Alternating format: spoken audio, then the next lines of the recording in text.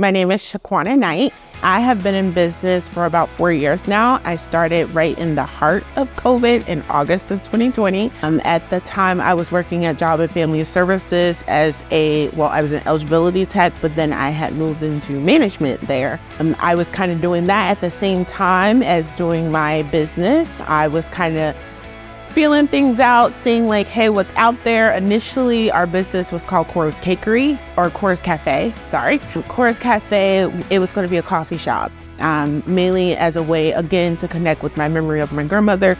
We would drink coffee together. I was like 5, 6 years old, and I'd be like, Grandma, can I drink coffee? We would wake up early so we could do it so my sister wouldn't get it.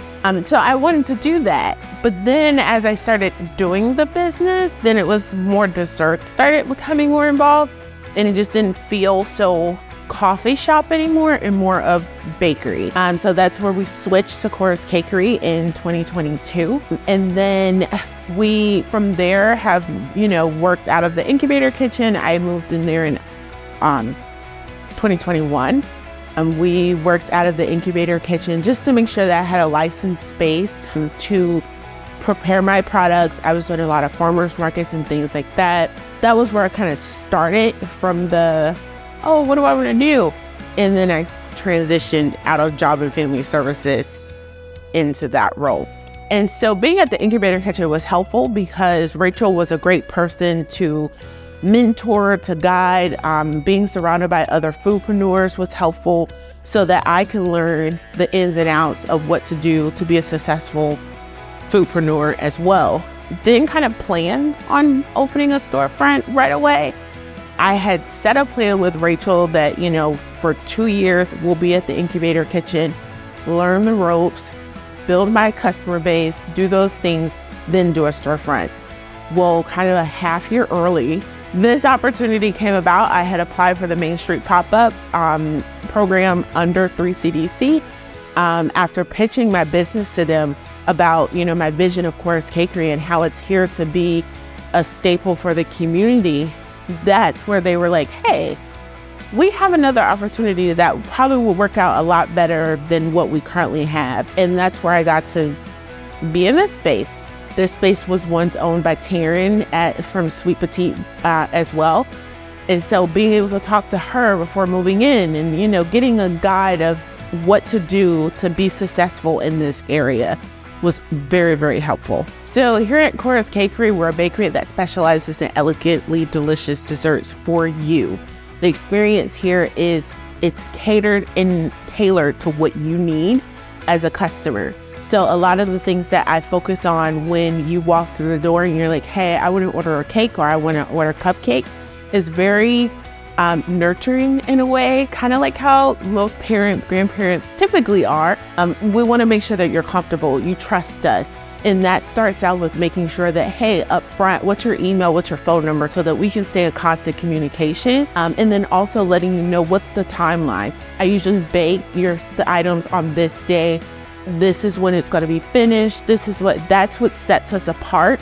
Is a lot of customers that come to us, they're like, wow, I've never gotten this when I go to any other bakery. I don't get, that kind of experience. Usually I have to message the baker and say, hey, how's my cake going? I get that concern from my customer because I know how that feels to be left without your product on your special day. Like, who wants to deal with that? And so I just want to make sure that my customers know when you're dealing with us, you're getting a fully well-rounded experience from the taste to also the way that we serve you.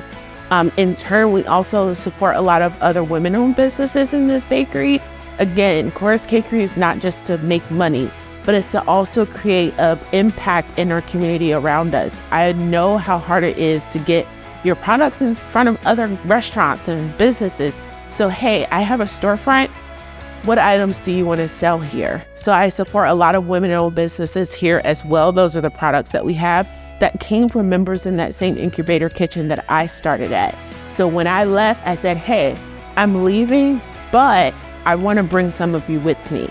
And so that is very important. We're still working on items that are going to be sold here from members from that kitchen. So like I said, Cora's Cakery is not just of course we want to make money. But in the same sense, from the money that we're making an impact in our community by supporting other business owners, and also making sure that the people in this community feel supported. And one of those things is by working towards accepting EBT benefits. That's very important to me as someone that worked at Job and Family Services. Everyone deserves the opportunities to celebrate their wins. How do we do that? Making sure that they have a location to purchase the items to celebrate their win. There's not a local bakery down here that accepts EBT directly. That Kroger doesn't even have a bakery. So where are they going to get their cakes? So that is why it's very important for me here to make sure that I do what I have to so that I can accept those. So we are located at 1426 Ray Street. We are right before you get to Washington Park. If you pass Washington Park, you went too far.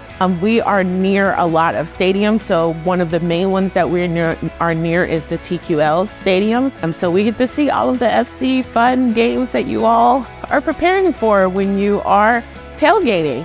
If you're ever out and about, just stop by. Every Friday, we have our specialty cinnamon rolls.